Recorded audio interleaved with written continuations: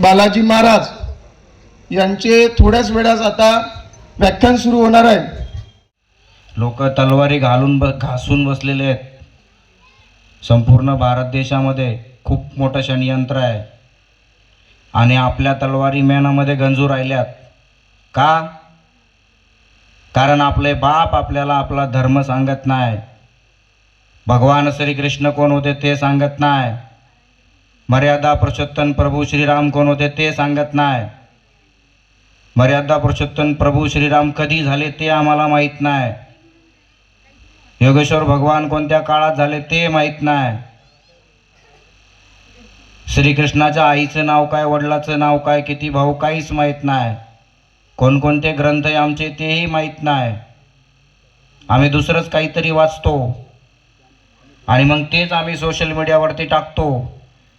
कोणीतरी येतो आम्हाला दुसऱ्याच्या धर्माचा किंवा आपल्या धर्मामध्ये काडी करून चुकीचा इतिहास सांगतो आणि तोच इतिहास सोशल मीडियावरती टाकतो आणि आपली पोरं वाचतात आणि त्यालाच फॉलो करतात। हिंदुत्वाचं काम करायचं तर कसं करायचं? अंगावरती केसेस आल्या नाही पाहिजे, कोणत्याही धर्माला बोट दाखवायचं नाही, आपण आपलं काम कसं करायचं।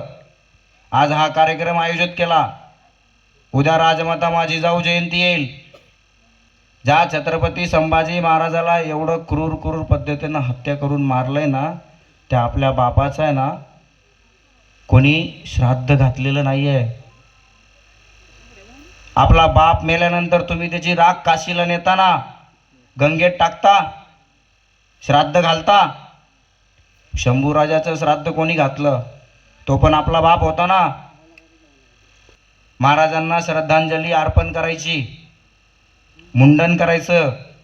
आपला बाप मेल्यानंतर आपण मुंडन करतो ना, कमीत कमी 50 लोकांनी तरी मुंडन केले पाहिजे, तेव्हा आपल्या बापाच्या आत्म्याला शांती लागेल।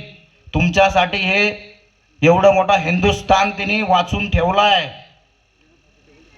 काय? एवढा हिंदुस्थान तुमच्यासाठी ठेवलाय ना, महाराजांमुळेच आहे। अजून 2-3 उपक्रम सांगतो। धर्मवीर बलिदान मास पाळायचा।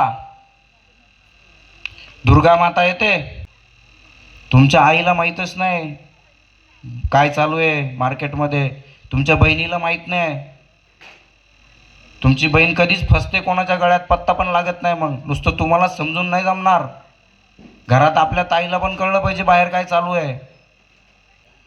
दुर्गा माता दौड काढायची। दुर्गा माता दौड कशी काढायची? 9 दिवस दुर्गा माता बसते, आपण मस्त ती आणतो, दुर्गा माता बसवतो, बरोबर, भंडारा करतो, शेवटच्या दिवशी 9 दिवस गाणे वाजवतो, दांडिया खेळतो, बरोबर। दांडिया खेळ आपला नाही आहे, दांडिया खेळ मुसलमानांचा आहे।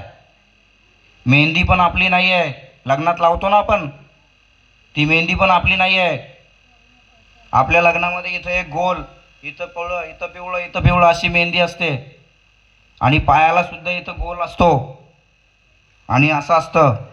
पुष्पा पिक्चर पाहिला ना, पुष्पाच्या पायाला होतं ना